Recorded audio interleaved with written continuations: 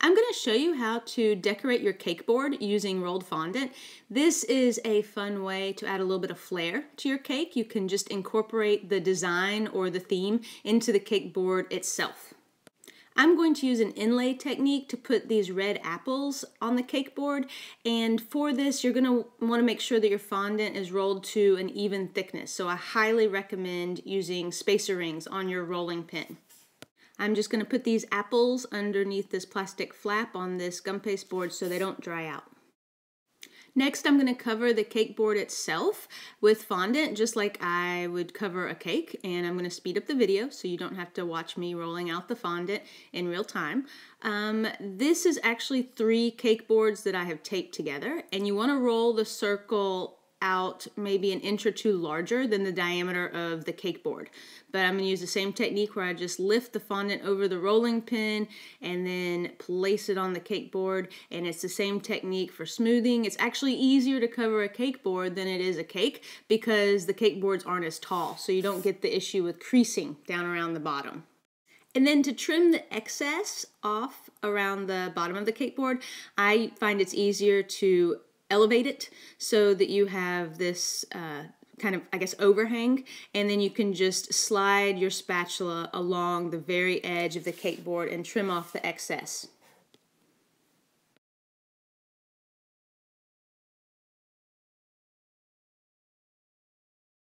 And now I just want to take my fondant smoother and smooth out any fingerprints or anything I may have put in the fondant.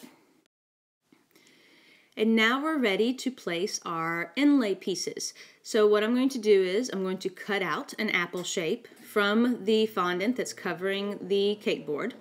And I'm going to carefully remove it because you don't want to stretch the cut that you've made, because you want the shapes that you've already cut out to fit perfectly in the hole that you've just made. This is why it's important to use the rolling pin spacer rings so that your fondant is an equal height, because you don't want the apples to be thinner than the fondant covering the cake board, and you don't want them to be thicker than the fondant covering the cake board. Ideally, they would rest perfectly flush.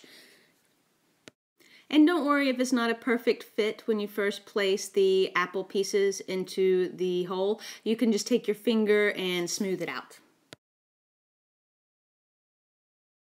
I think I'm going to be able to fit 6 apples around this cake board. The reason I started off doing an apple at 12 o'clock and then an apple at 6 o'clock is because I wasn't sure if I would be able to fit 8 apples or if it would be better just to use the 6. And so if you do, 12 and then 6 o'clock, then you can kind of see how much space you have left in between those. And then when I'm cutting the apple pieces on the cake board, I went kind of straight across the diagonal to try and make them as evenly spaced as possible. If you're bothered about being really precise, then you could certainly use a cake dividing wheel or make the measurements and divide it all out perfectly evenly. I'm just kind of eyeballing it.